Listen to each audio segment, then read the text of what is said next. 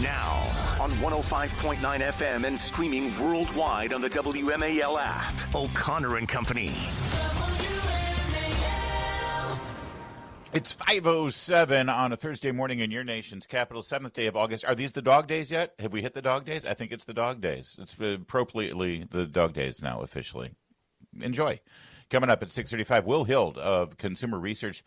I love this guy. He sort of first brought to our attention the go woke, go broke phenomenon of corporations. He's also tracking the debanking scandals out there where President Trump actually revealed this week that he was debanked. As a former president, he believes at the behest of the Biden administration. We'll dive into that story at 6:35. At 7:05, John Reed running for Lieutenant Governor of Virginia. And what an awful day it was for Abigail Spanberger yesterday. Worst day of her campaign. And we'll get into it. At 7:35, Congressman Andy Harris, I bet, has something to say about redistricting and gerrymandering, as Governor Wes Moore is now threatened to get rid of his district in Maryland. At 8:05, KT McFarland on developing stories overseas, including Mr. Witkoff coming back from his discussions with Russia.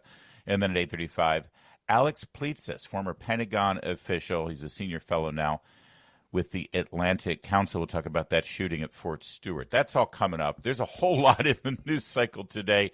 So I'm glad to have Bethany Mandel joining me this morning. Good morning, Bethany. Good morning. Thanks for having me back. Oh, of course. It's literally our pleasure to have you. You're a fan favorite, it appears. Whenever you do the show, I always hear good, positive feedback.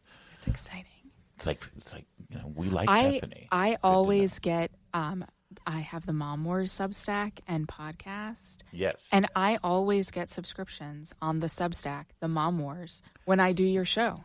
Well, and do you feature the art? Because you're writing, in fact, you have quite a few op-eds at the New York Post that we're going to feature today because they fit right into the news cycle. That's what I love, op-eds that fit seamlessly into what everybody's talking about. And you do have a knack for that, Bethany. And do you feature those on your Mom Wars Substack as well, or only those that fit into the motherhood issues? Only the mom stuff. Okay. Well, if I were responsible, I would have a different personal Substack in which I email people, but there's only so many things I can do. Understood. So the Mom Wars Substack is where you want to see the latest and greatest from Bethany Mandel. And this article in the New York Post from this week actually does fit into a story that we covered extensively yesterday.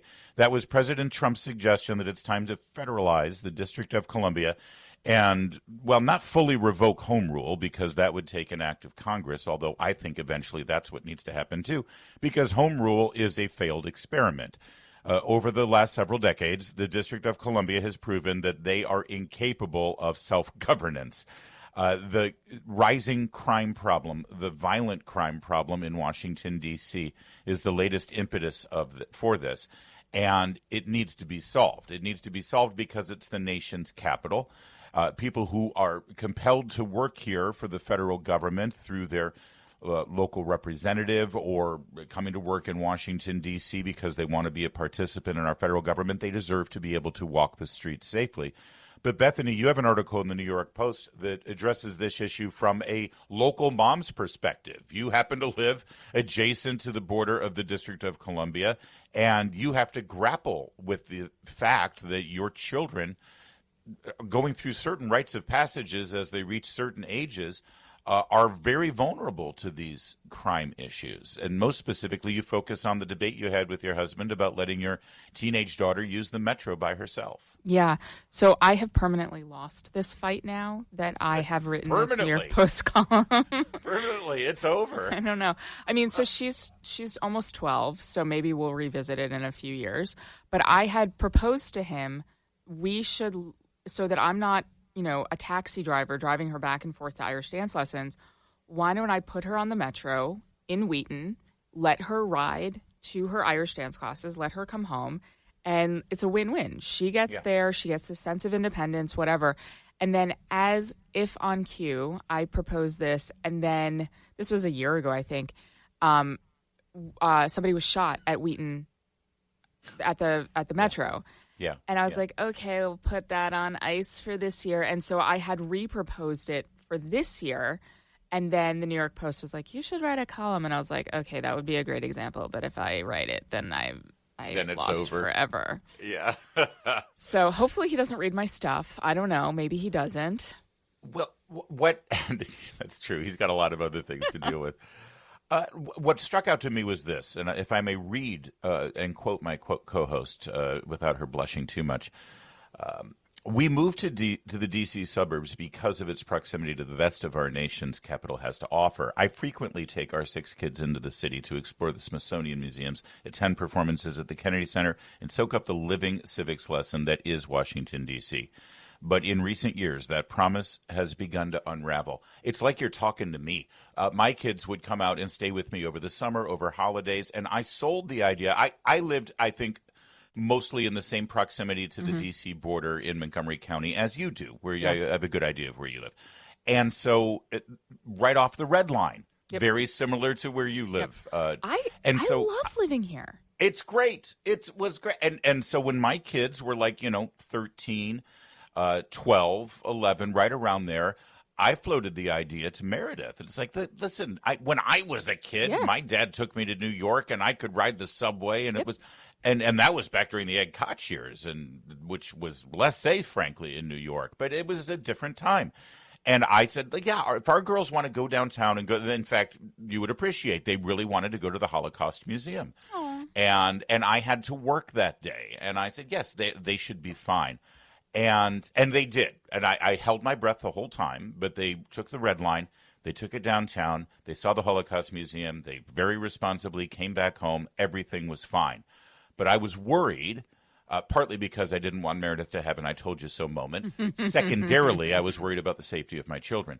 You have to put these things in the proper order. Of course. I would not make that same decision today. Interesting. This was 10 years ago. It was 10 years ago. I would not make that same decision today. My son only had to take the red line from Friendship Heights, one stop, down to take a class over the summer at American University. And that was about 5-6 years ago. I was nervous about just that one stop because that's how bad crime has gotten in the last 10 years. It was funny because I actually proposed this idea to a friend who's super duper free range, maybe more so than I am. Her 16-year-old is backpacking Europe this year with a friend. She could not be more free range. And I asked her and she said, it's a no from me, dog. And I was like, really? If Shayna is saying no, I feel like it's a no. Because backpacking Spain is actually safer than taking the metro in D.C. Yeah. It stinks. It really stinks. I mean, we love living here. It's such a blessing. There's so much here. I mean, as of now, I feel safe with the kids when I'm with them. But, I mean, I think we're years away, or a big change away from letting her go alone. Walk me through the psychology of that quickly, because I get that, but at the same time, it's not like you're vulnerable to crime either, and it's not like the District of Columbia allows you to protect yourself and your family by being able to carry a firearm for self-defense. So why is it you feel safer? Because, I mean, no offense, Bethany, but, I mean, I could take you, I think. Yeah, you could. So, I mean, the things that I have seen on the Metro, there's fights that happen all the time at Metro Center. That's a really common occurrence, and that's a transfer point for us to get onto the orange line from the red line. But I don't... My daughter, I think, is more naive, and I think that she doesn't understand. I mean, I grew up in New York City, and so I understand the psychology of look down, walk to the side, don't make eye contact. Exactly. Yes. She doesn't get that yet. That may be part of it. I have another idea, though. I think partly it's because so much of the rising violent crime in this city that we have addressed before and will readdress it in a moment is children. Teenagers. Mm-hmm. And I think that inherently teenagers go after other young people in many respects. No offense to you, but you're a mom. You're not as much as a target. No, I mean, this is one of those side things of COVID. Yeah. Well, and that's what we're going to get into. There was a fascinating exchange on CNN about this. Again, all of it pivoting on the rationale for President Trump trying to compel the District of Columbia to take their responsibility seriously to protect the people of this nation when they're in our capital from the horrific violent crime. And I want you to hear what Walker and the panel at CNN had to say about it as well, because this story actually has gained momentum since we covered it so much yesterday. So we'll get to that in a moment. It's 5:15. WMAL, making sense of the news. Live from the Home Paramount Pest Control Studios. Home Paramount, the leader in pest control since 1939.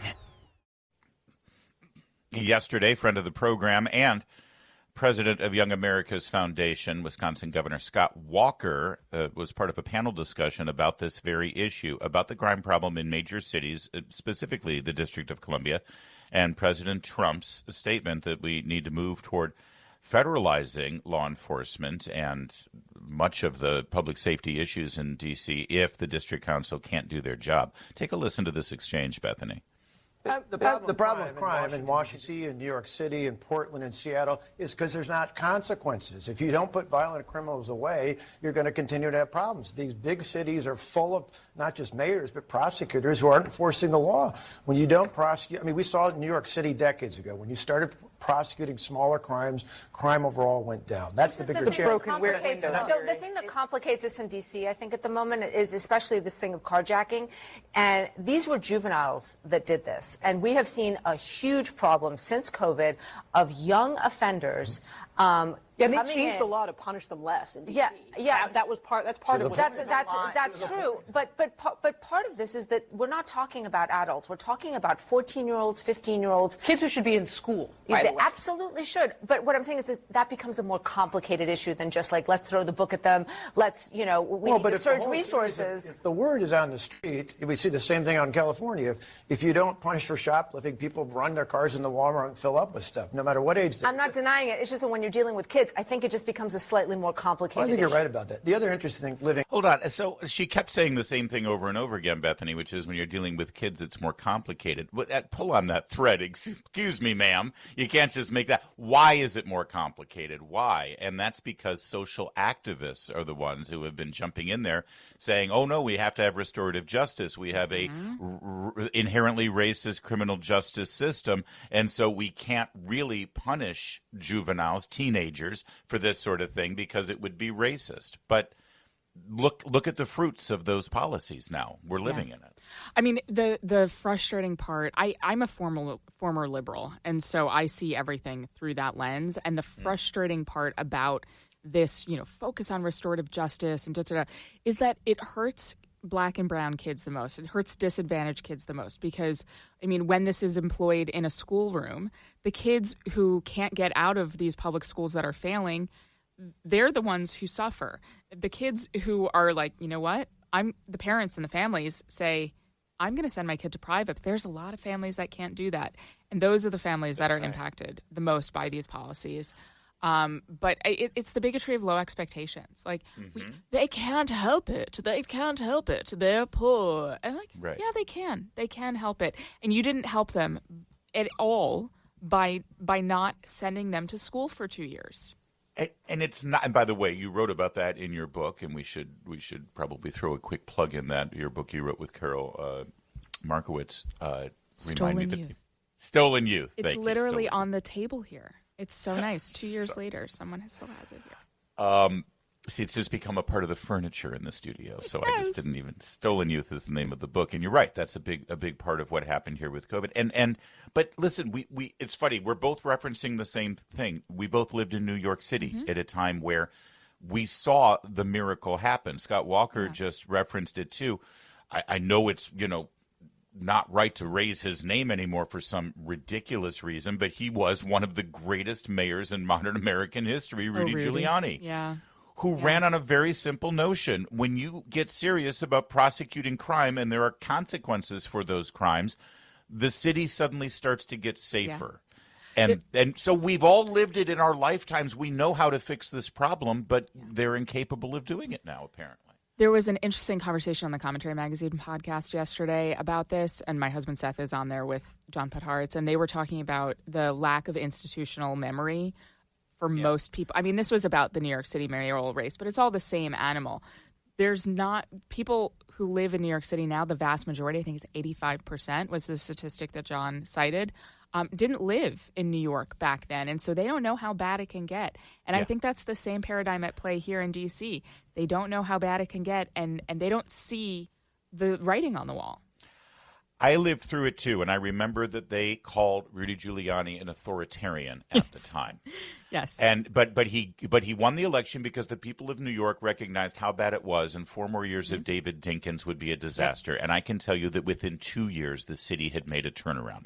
Those same people are calling Donald Trump an authoritarian right now about what he thinks he should do for Washington, D.C., and I can tell you, guaranteed, within 2 years, if he is allowed to actually enforce the law and prosecute criminals, this city will turn around too. And Bethany, you'll be able to send your kids to summer camp, Irish dancing camp, which is a whole other story, because the redheaded Jew girl at Irish dancing camp is a sight to behold. I can't wait to talk about that. We'll hit that conversation a little later in the program. Right now it's 5:23. All right, coming up, we have some updates on the economy and the Trump effect on the S&P 500, plus a major announcement from the Oval Office yesterday involving Apple making a historic investment in American manufacturing. Yeah, here in the United States. We'll give you all the details next. WMAL-FM, Woodbridge, Washington, a Cumulus media station. Making sense of the news. News Talk 105.9. News now. Now on 105.9 FM and streaming worldwide on the WMAL app. O'Connor and Company. It's 5:37 on O'Connor and Company. Thanks for tuning in here to our Thursday extravaganza. Coming up at 6:35, Will Hild of Consumer Research will join us about the debanking issue the president talked about earlier this week. 7:05, John Reed, running for lieutenant governor in Virginia. We're going to get his take on a couple of top stories hitting Northern Virginia. A really bad day for Abigail Spanberger. Abigail Spanberger took $50,000 from a Chi-Com. I didn't even know that was legal. I didn't think so. It probably isn't. That's one of the reasons why it's a bad day for Abigail Spanberger. Coming up at 7:35, Representative Andy Harris of Maryland. 8:05 brings us KT McFarland. And at 8:35, Alex Pleitsis, former Pentagon official, talk about that shooting at Fort Stewart yesterday. That's all coming up.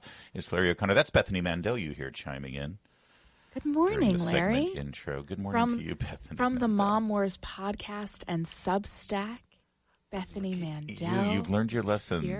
Every half hour, throw that plug in there, the Mom Wars podcast. All right. Yesterday, the good times kept rolling here for the American economy under President Trump, at least certainly if you're a big fan of corporations who spend billions of dollars manufacturing things in foreign countries utilizing slave labor in a communist authoritarian government like China. Of course, I'm talking about Apple. You all love their phones, but you don't ask any questions about where it came from. Well, Apple announced yesterday with President Trump that they would be making a major investment here in the United States. Let's start with President Trump yesterday. This is cut 2, Michael. This afternoon, we're pleased to welcome to the White House one of the great and most esteemed business leaders and geniuses and innovators anywhere in the world, Apple CEO Tim Cook. It's an amazing job. Thanks as well to Secretary of the Treasury Scott Bessent and Secretary of Commerce Howard Lutnick for being here, wherever you may be. Oh, there you are. Hello, fellas. I missed you. Today, Apple is announcing that it will invest $600 billion, that's with a B, in the United States over the next 4 years. That's $100 billion more than they were originally going to invest. And this is the largest investment Apple has ever made in America and anywhere else. And it's just an honor to have you. As you know, Apple's been an investor in other countries a little bit. I won't say which ones, but a couple. And they're coming home. $600 billion.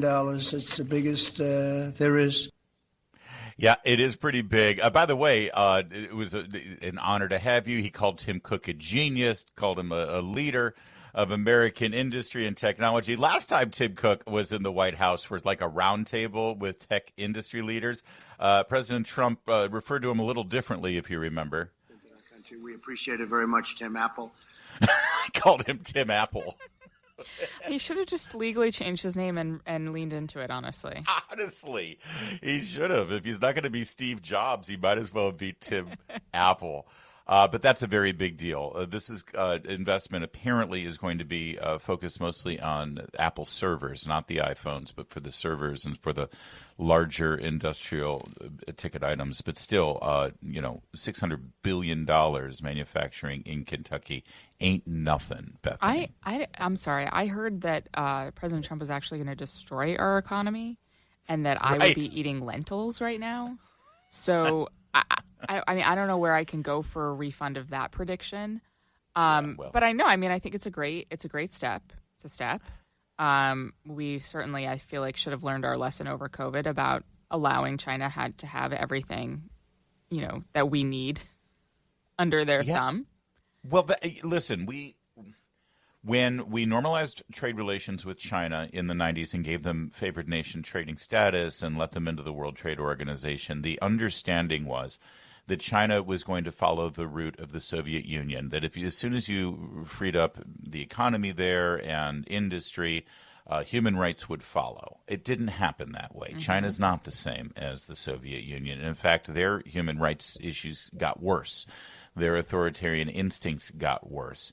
And so now we've got to revamp all of this and re-examine it. At the time, though, it was all about globalization. It's like, why should Americans dirty their fingernails manufacturing things? We can let those people do it, and we'll be the ones who do all the designing and make all of the money as engineers. And now, by the way, nobody asked the American people about that.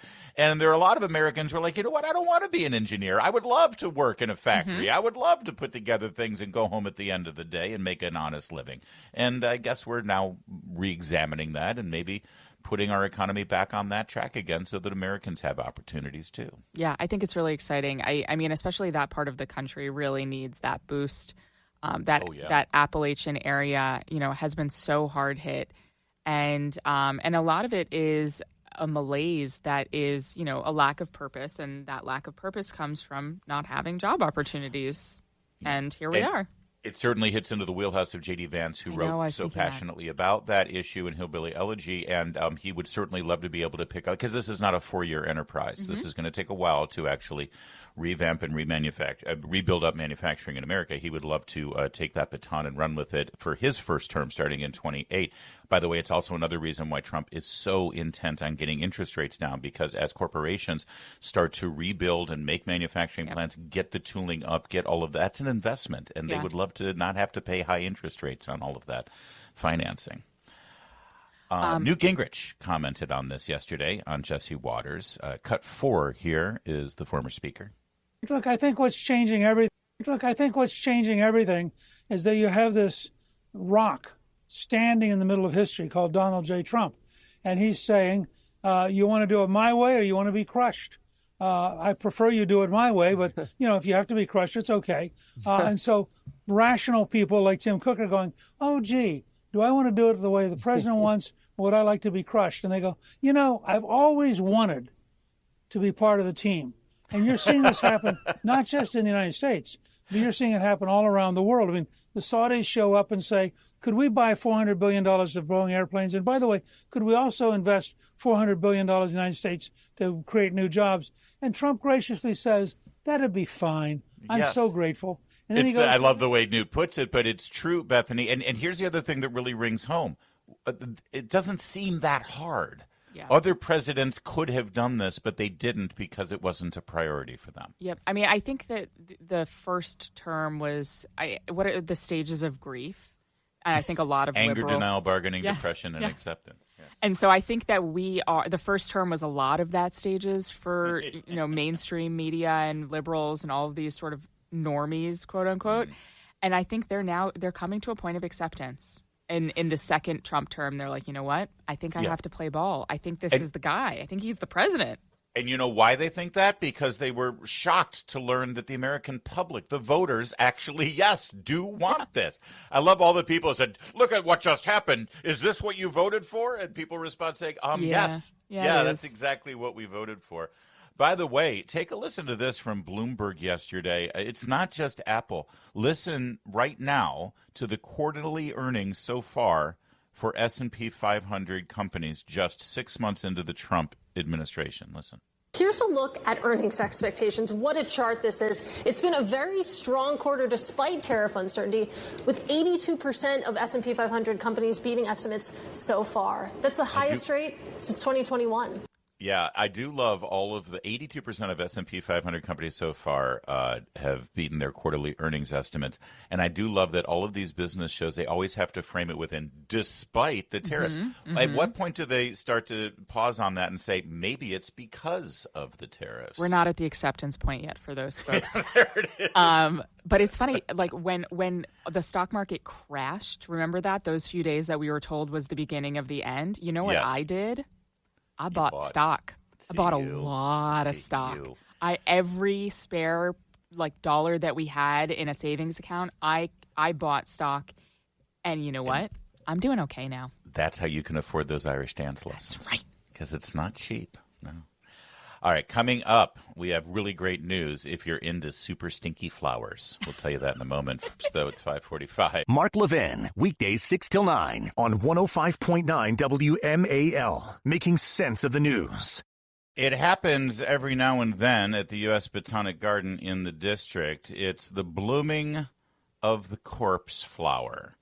I don't know why people get so excited about this. It stinks. And actually, people, have you seen this? Have you actually dragged the kids down to see it? We're going probably today. So listeners can probably see me there with 4 of my children. It is this idea of, a limited time. This is what they do when there's a sale. You can only smell it for 24 hours. I'm like, I think I have to go. It hasn't been open since 2021. When is my next chance to smell a dead body? Though, I don't know. I mean, I do live in Washington. Go work at the morgue. I do live in Washington. Did I tell you that once on a play date to not the botanical? What's the Arboretum? The Arboretum. I was at an Arboretum play date, homeschool play date, 1.5 years, 2 years ago, and the children found a dead body. Wow. Yeah. Yeah. Is that the Arboretum? Is the Arboretum the one that's off the mall, or the Arboretum's the one over off New York Avenue? Off New York Ave. Right, and by Washington Times. The children found a dead body, and that was the end of that playgroup. There you go. We stopped hanging out at the Arboretum. Yeah. Without the benefit of the corpse flower. Yeah, it smells like rotting meat. It's in bloom at the Botanic Garden. It's very rare, doesn't open very often, and it's only for a limited number of days. But here's the thing. If you're worried about the smell and you're like, oh, why would I go that? And let me tell you, there's another reason to go. It's super ugly looking, too. This is, I mean, honestly, you're why? It so much. But can we just call a spade a spade? It is the most phallic flower you will ever see in your life. I can't wait. It makes the Washington Monument look like a pencil. My 8-year-old, when I told him about it, said, and this disturbed me, I've always wanted to smell a dead body. And I was like, really? Really? Yeah, he is his father's son. He looks just like him. And so I think we're going to go today. Do we have time? No. Do I have the desire? Also, no. It's a once-in-a-lifetime experience. Yeah. According to the Washingtonian, the corpse flower started blooming on Tuesday afternoon, smelled foul by yesterday evening, according to Devin Dotson, spokesperson. Wait, so is for it still going to Botanic be open today? When the garden opened on Wednesday, apparently the smell was mostly gone. So the smell is really just when it first opens. Okay. Now that it's been open for a while and they've ventilated. So we'll see. It's 88 inches tall, 48 inches across in diameter. The corpse flower is a sight to behold. Yeah, that's for sure.